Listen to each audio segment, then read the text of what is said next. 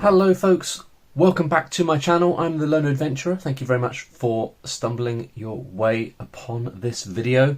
This is part 2 of my playthrough of Marching Order. Part 1 we just did some character creation, had a bit of a chat about the system. If you haven't seen that part and you would like to, there'll be a link up in the corner of the screen and down in the description below. There will also be some kind of link in the description to where you can find more details about this game, no doubt.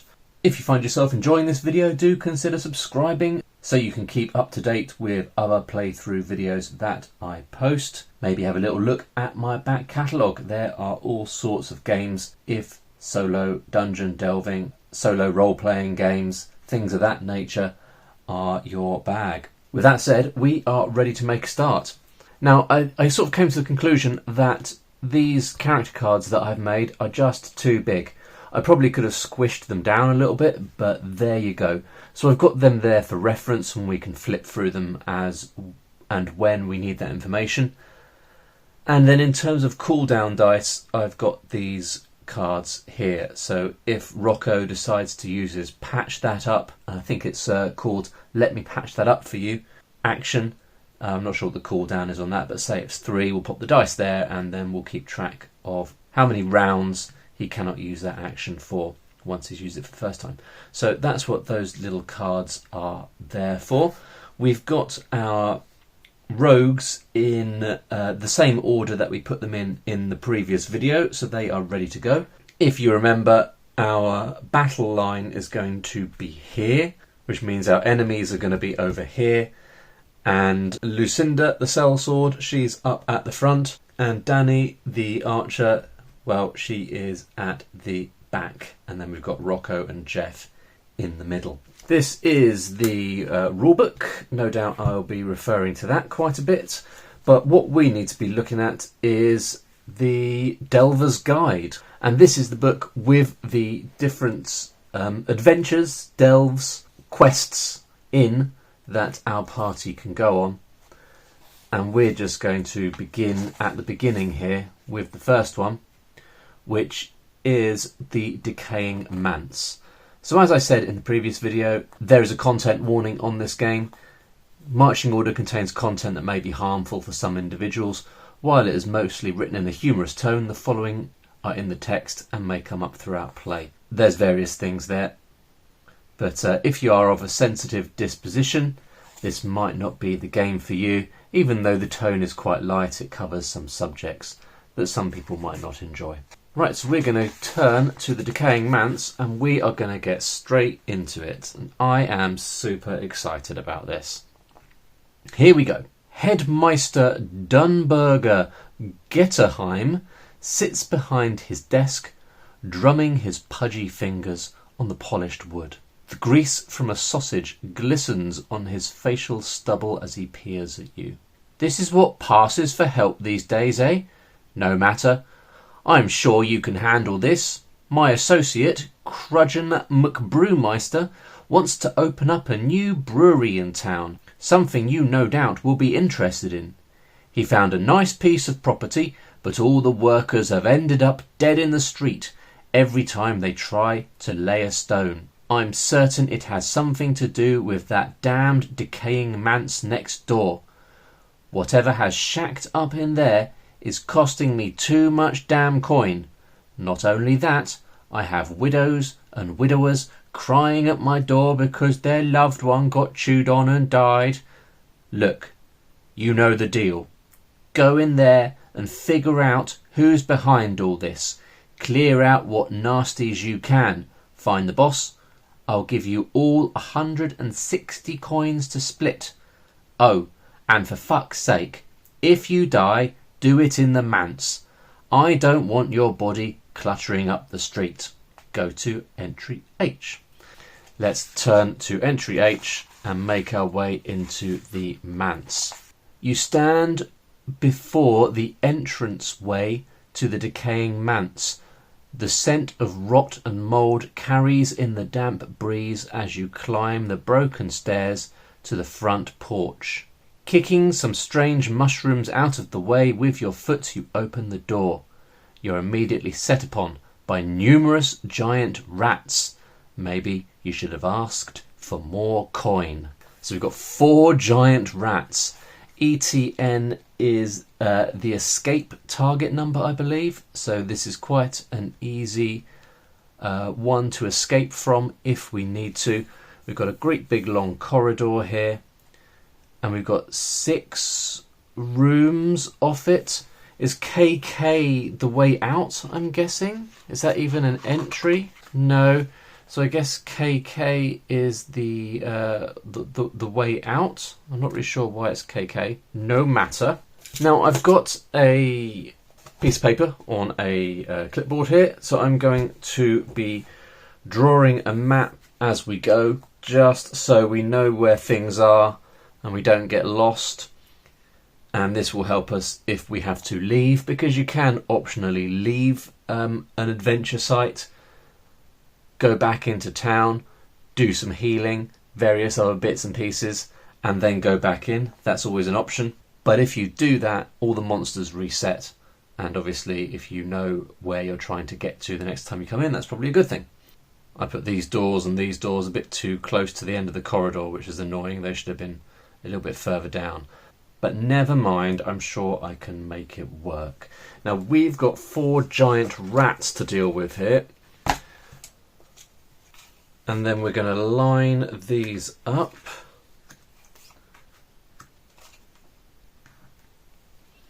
There they are. So this is our battle line.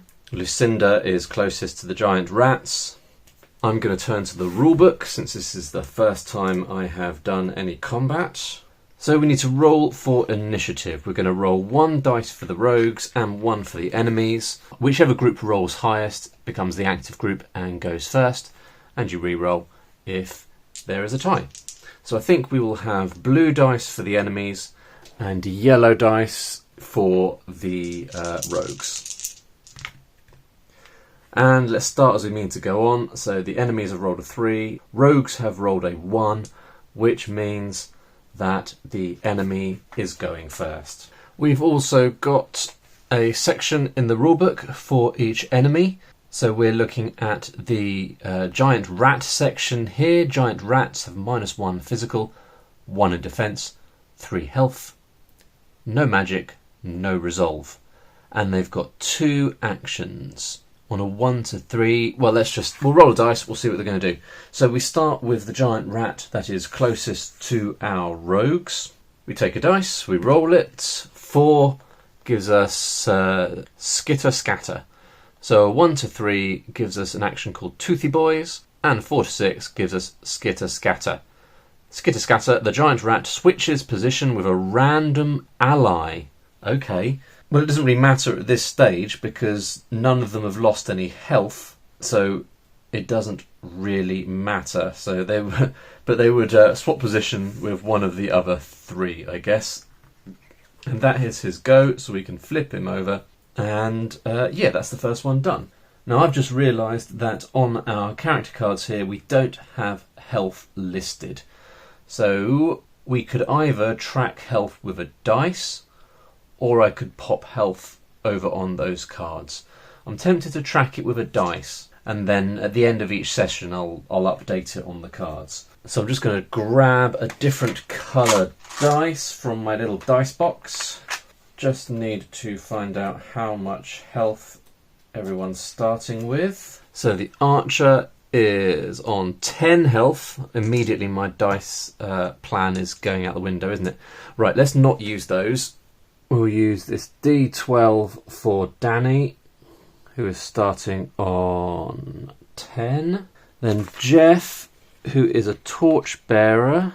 Actually, let's just go through the book and see which ones we come across. Okay, so our doctor has a health of 12. We'll use this D20. Basically, I'm seeing if I can do all of these with the dice that I've got. That was Rocco the doctor. What have we got next? Sellsword. Our sellsword Lucinda has got 10 health. We can use these 2 D10s. And Jeff, the torchbearer, has got a grand total of 5. Alright, possibly it's going to bug me that I'm using a random selection of dice for that, but I think I'm going to have to just accept it. Okay, back to the giant rat actions. Alright, it seems to me that we're probably not going to get attacked too much in this round anyway by the rats. I think these are probably the least scary enemy in the game, so let's just see what the next one does.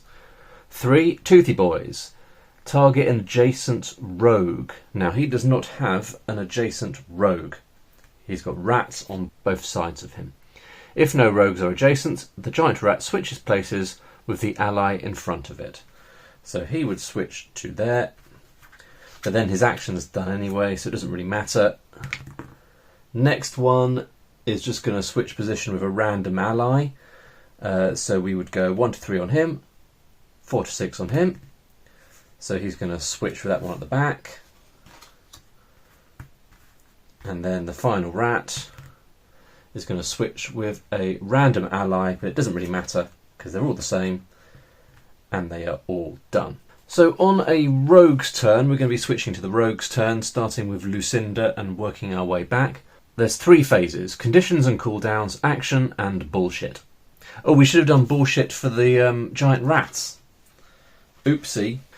Okay, so for every single giant rat, before the end of their go, we should have rolled on the bullshit table. So if we roll a 1 or a 6, something happens. That's for the first one. That's for the second one. That's for the third one. And that's for the fourth one. Okay, so no bullshit happens for the giant rats. So conditions and cooldowns. We need to resolve any ongoing conditions and reduce cooldown dice. Well, we don't have any conditions. We don't have anything to cool down because we haven't used any of our actions yet. Then we're going to do actions. So each rogue can either move, use an item, focus, or escape. Or presumably do a normal action. Yeah, so those are additional actions to the actions that are listed on the cards. Move, I guess, is switching with an adjacent rogue. Using an item is using an item. Focus means you can reduce cooldown dice by an extra 1 if you want to get to using a particular action more quickly. And then escaping is escaping, and that action is limited to the rogue at the back. So at the moment, theoretically, Danny could escape. Not that she wants to. She is ready for action and keen on killing some rats. Let's get to it, shall we? We're going to start with Lucinda. So let's flip to Lucinda's card. There we go. So Lucinda has the hack and slash attack, basic attack, targeting a creature up to 2 spaces away, and it's a physical attack versus defense. And then always keep a knife in your boot is cooldown 2, target adjacent enemy, physical attack versus defense, then can do a hack and slash action. So basically, always keep a knife in your boot is like doing a double action, I think. But I don't think we need to worry too much about these rats. So let's just have Lucinda do a basic action. So this is targeting a creature up to 2 spaces away. I think we will target... Should we target this rat here or this rat here? Yeah, let's just go for the nearest rat. And this is going to be a physical attack versus defense. Now, attack rolls in this game are super simple. All skill rolls are super simple, really. You roll a d6. You add on the skill that the challenge outlines. So, physical attack, you'll add on your physical skill. And you're rolling versus their defense. And their defense is 1. So I guess I need to roll 1 or more? Or more than 1? I've just got to roll more than 1. Is that right? Are these guys that rubbish? So it's going to be an automatic success, isn't it? Because I'd roll my dice, 2, add on 1, gives me 3, and that means... Right, so I'm just looking at the glossary here. This information will be in the text somewhere as well. So attack rolls are the same as a normal roll. The one difference is they can do damage. So what we do is we subtract the defense of the enemy we are targeting from the number we have rolled. So we have rolled 2 plus 1, take away the defense of 1, gives us 2, which means that rat has taken 2 points of damage. So I need a way of tracking how much damage has been done to the rat. So I guess I either have the health at the top for them, or I put points on them when they have been damaged. Should we do that? Let's use some of these cubes as damage markers. So that rat has taken 2 points of damage. Bit of a shame it didn't get killed, but there you go. So then we need to do the bullshit roll, don't we? So this is for Lucinda. Oh! So we've immediately rolled a 1 on the bullshit table. There is no god on the battlefield. Target a random ally. Physical attack versus defense. So Lucinda is so freaked out by these giant rats, even though she managed to target one of them and do a decent amount of damage to it, she's freaked out and she's targeting a random ally. Let's roll the dice. 1, 2, 3, 4, 5, 6. 5, she is targeting the doctor right next to her. This is going to be a physical attack versus defense. The doctor's defense is 2. And we've rolled 3. We add on a physical trait, giving us 4. Subtracting the doctor's defense of 2 gives us 2. So our doctor has taken some damage. Lucinda has drawn first blood on the side of the rogues, thanks to her unlucky rolling. Well, there you go. Interesting start in marching order here. Okay, so we're on to the doctor. Time for the doctor's action. Really, we should have these in order, shouldn't we? So the doctor could hit the giant rat, or could try and patch himself up. I think we might do that, just so we can get straight into it. The doctor's going to heal himself. So this is an action with a cooldown, which means that the doctor now has 3 rounds in which he cannot use this action again, and he's going to regain half a roll of health. 1. Okay. So I think that's half of the roll rounded up. So half of 1 would be half rounded up is back to 1. So he's going from 10 up to 11 health. That didn't really feel worth it. In fact, maybe that was a waste of time. I don't know. Anyway. Oh, and the bullshit roll. 2. Okay. So that is the doctor done. We're going on to Jeff, the torchbearer. So Jeff can throw a stone up to 3 spaces. So he can hit that giant rat at the front, and then at least we'll have taken out one of the giant rats. So let's do that. Oh, his physical is -2. So he is doing a physical attack versus defense. He rolls at -2. So he really is, he's not going to be much good versus anything more dangerous than a giant rat. So I guess he's just going to be doing his helper action most of the time. 3 -2 is 1, which means he's doing 1 point of damage. The giant rat already had 2 points of damage done, so the giant rat is defeated. So I think that means we take that giant rat out of the equation, and then everybody else on that side moves up 1 space. Torchbearer, well done. Oh look, they all say something different when you flip them over. Ah hell, I need a break. And Archer, Danny is going to take a go. 1, 2, 3, 4, 5, 6. So she can hit either of these 2 rats. Physical 1. So her basic action is just shooting an arrow. It's a physical attack versus defense. We will target this rat here. Here we go. 5 plus 1 is 6.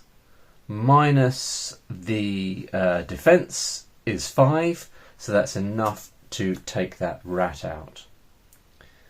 And that is the end of the round of combat. So I think we then... Oh, wait a minute. Got to do the bullshit roll for Danny. 4. That is safe. So remember, when we're doing that roll, we're looking to see whether we roll a 1, which is a negative effect, or a 6, which is a positive effect. And at present, I don't know if this changes, but nothing in between. Let's reset everybody. Obviously, it's going to be the enemies first again. The Doctor's cooldown dice is going to reduce to 2. Let's look at those actions for the giant rat. 3 gives us Toothy Boy. Target an adjacent rogue. Make a physical attack versus defense. So the rat is going to attack Lucinda. It's a physical attack versus defense. Luckily, Lucinda has got a defense of 4. She's actually got our best defense. So it's pretty good to have her at the front. I hadn't noticed that. 3. Now, the giant rat has got -1 in defense, so that's giving us 2. It's not greater than the defense of Lucinda, so that doesn't do much of anything. We just need to do the bullshit roll. Maybe I'll start saying BS roll. 2 does nothing. On to the next rat.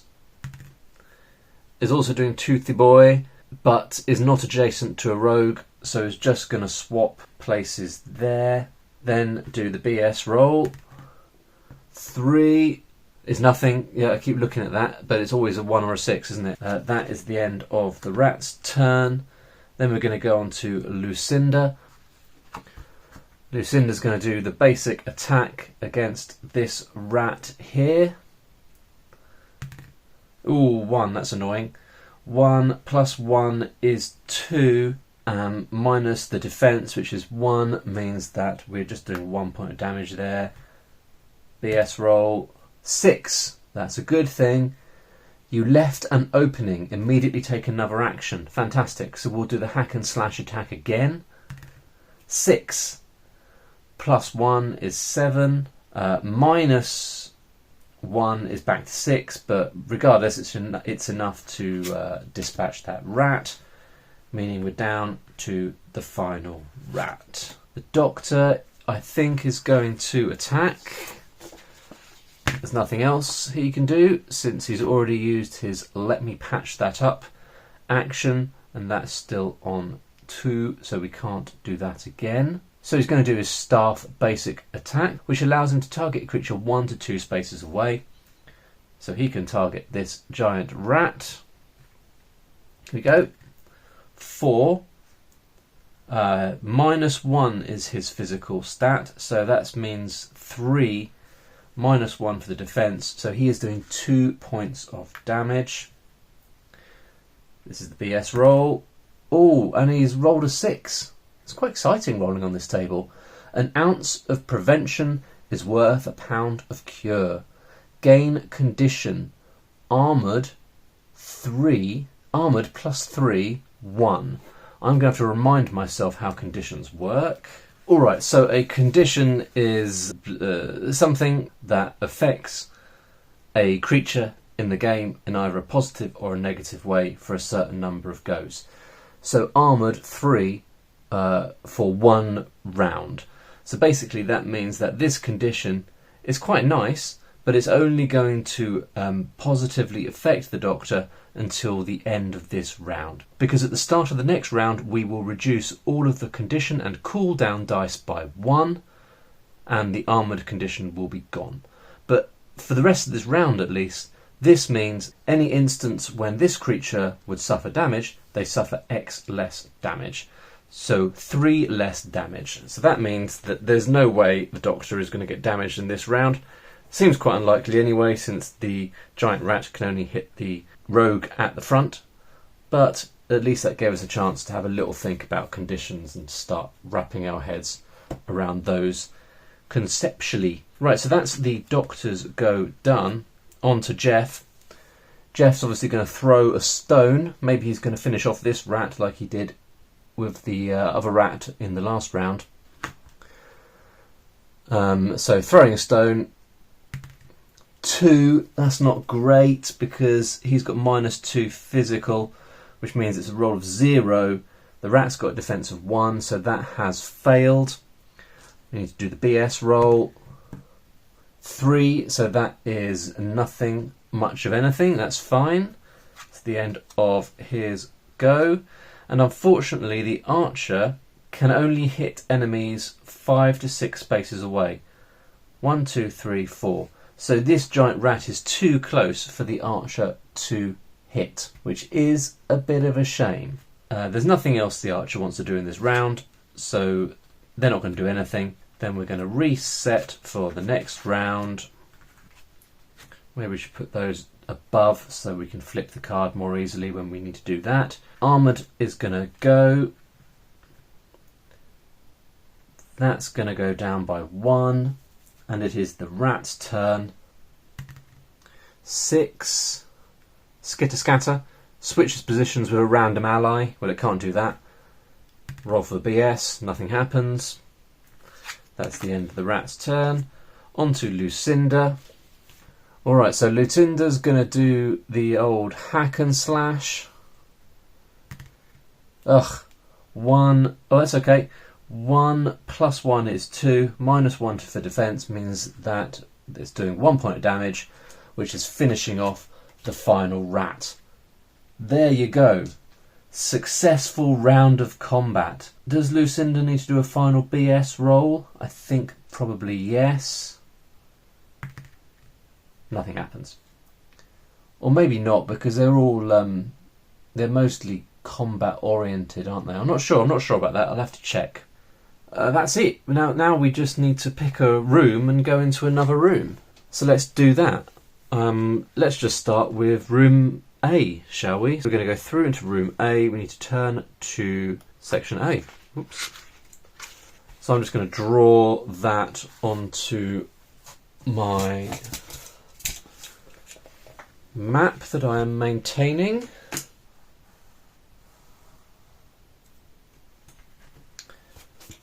Maggot-ridden grain and sour ale spills across the floor.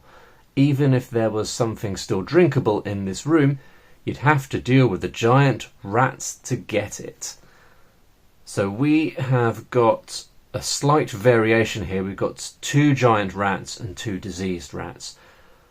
So the order in which they are listed is the marching order. That giant rat will be closest to our rogues, and this diseased rat will be furthest away from our rogues. This one is slightly more tricky to escape from, and we've got an action there that we could do if we survive this combat, which I'm sure we fingers crossed, we probably will. So 2 giant rats, 2 diseased rats. Alright, here we go. Notice that the doctor's cooldown die remained in place. When you finish a round of combat, those don't go away. So if you use an action just as you're about to defeat the final enemy, the associated cooldown die stays in play into the next combat. We need to roll to see who's going to go first. Remember, it's yellow die for the rogues, and the rogues are going first this time. Just a quick little side note here. Many of you will know that I've been playing a lot of Kernathalis recently, and I have really been enjoying that game, but it is a brain burner, and it is very nice to be playing a game that is a little easier, a little bit more straightforward in its mechanics. I already know that I'm going to enjoy this, so expect a couple more videos in this series, I would say. Lucinda is going to go first. Oh wait a minute, at the start of the round we reduce all of these die, so the doctor's action, healing action, is now available again. Starting with Lucinda. Lucinda's going to do a hack and slash attack on her immediate neighbour. 1 plus 1 minus 1 is just 1. So 1 point of damage. That's a bit disappointing. BS roll, nothing. The doctor is going to attack the same rat. So this is the staff basic attack. 4 minus 1 because he's minus 1 physical, takes me to 3. Minus 1 for the defense takes us to 2, but that is doing 2 points of damage, which means that first rat is out. All his little ratty comrades move up a little bit. BS roll for the doctor. Nothing happens. Then Jeff is going to throw a stone at that first rat. Or maybe he should inspire. Would that be a better use of his time? His other action is I'm a helper, and that says target adjacent rogue who gets inspired, +1 for 2 rounds. Just looking at our conditions here. Inspired, this creature gains a +X bonus to any action rolls they make. I think that's a good use of his time. So he is going to do that. That's got a cooldown of 3. He's going to target our archer, I think. So she is going to get inspired +1. And she's going to get that for 2 rounds. Good work, Jeff. BS roll, nothing. Then our archer is going to attack 1, 2, 3, 4, 5, 6 this rat here. Thanks to Jeff's action getting +1. So this is the standard attack from the archer, firing an arrow. 3, +1 for physical, +1 for inspired, 5, -2, because it is a diseased rat and they've got 2 in defence. So -2 gives me 3, right? Oh, look at that. So it's diseased, which means it has less health, but more defence. But we're doing 3 points of damage, which is enough to take that rat out. BS roll for Lucinda. It's given me a 6. Not Lucinda, sorry, Danny the archer. I made it mad. Random enemy. Have I got this the wrong way round? Oh, that's annoying. I've put the floor in position 6 and the bonus one, I've forgotten the term for them, the good one in position 1. So I've written them the wrong way round. So I guess I'm going to have to rub those out. I think I've used my erasable pen. I'll try and remember to do that later. That was a great shot. Next action targets 1 extra creature adjacent to main target. I'm just going to put a little blue cube next to her. Maybe that'll remind me that there's something extra I've got to consider. Otherwise I'll have to make a note of it and I can't be bothered. That's the end of her action.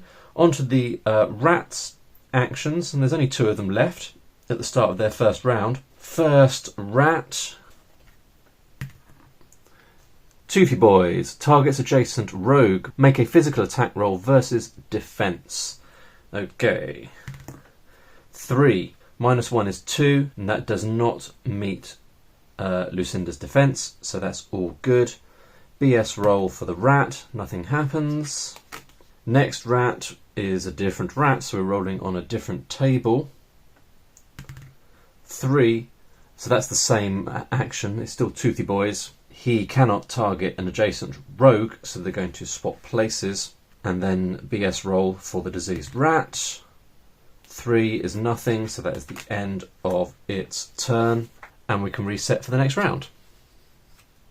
Right, so that goes down by 1.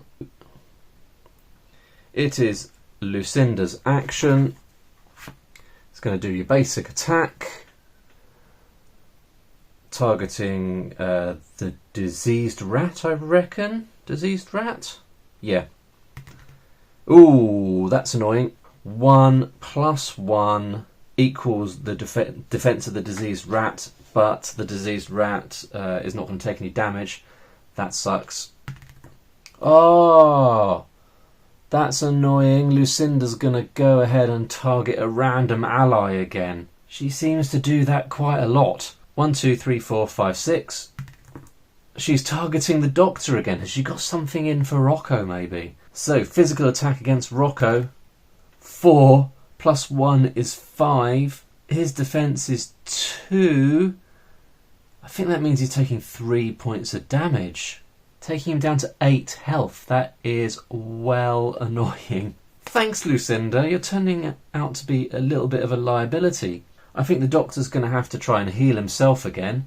So he is using his let me patch that up action, which has got a cooldown of 3.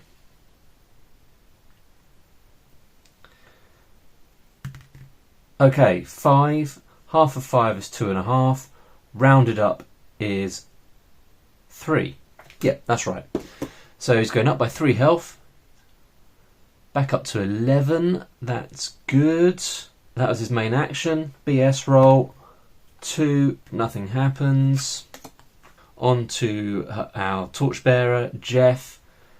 Jeff is going to do a nice basic throw of a stone. I don't know how this is going to work out. 6. At least that's a high number. -2, because his physical stat is -2. Takes him down to 4. The defense of the diseased rat, which he is attempting to hit, he can't reach the other one, is 2, which means he's doing 2 points of damage. It's alright, isn't it? BS roll. Nothing happens. And then our archer is going to aim for the other giant rat. Remember, she has still got inspired, thanks to Jeff. Not only that, but because of the BS roll in the last round, the next action targets 1 extra creature adjacent to the main target. It doesn't say whether the creature has to be 5 to 6 spaces away. It just says adjacent to a creature that's 5 or 6 spaces away. I'm saying that because this diseased rat is too close for her arrow attack, but I'm thinking that this souped up bonus attack that she's getting to do will be able to attack a creature that is outside the range of the basic attack. Basically, I'm saying she is going to get to target both these creatures. Here we go. Giant rat first. 6, very nice. 7, 8, -1, 7, easily killing it. Then she's going to target the other one. Oh, 1 + 1 + 1 is 3. -2 for the defense. Still means she's doing 1 point of damage, which means that rat is also defeated. So all this stuff will be reduced at the start of the next round of combat. That's the first thing you do, so we don't need to worry about that right now. So let's go back to entry A in the book. So having defeated the enemies, we can now go on to this extra entry. Do you wish to try the ale? Any rogue may declare they wish to do so now. If any rogue does, go to S. Is anyone going to try the ale? I mean, I feel like I should. Let's just say Lucinda tries the ale. So just Lucinda for now. So let's go to S. It burns as it goes down. You manage not to gag while it burns your throat. This is really something. Your vision wavers a bit, but you feel like you could run straight through a wall. Every rogue who declared they would try the ale gains the condition shit-faced for 6 rounds of combat. Okay. I mean, that doesn't sound like it's going to have a positive effect. That's the wrong book. We need to look in this one to find the conditions. Gives the creature +2 to physical, -1 to defense, and -1 to awareness. Okay. I'll just make a little note of that. Alright, so that is 6 rounds of being shit-faced. So once we have done that, we would be going back to the room A entry, and then we can carry on from there. But I think we will call it quits for now, for this video. But don't worry, I am going to carry on, because this is very much up my street, this game. We're going to do a few more videos of it. So there we go. That is Marching Order. Hope you enjoyed watching that, folks. Drop a comment below to let me know how you think it's going so far, whether this is a game you like, that sort of thing. See you in the next video. Bye for now.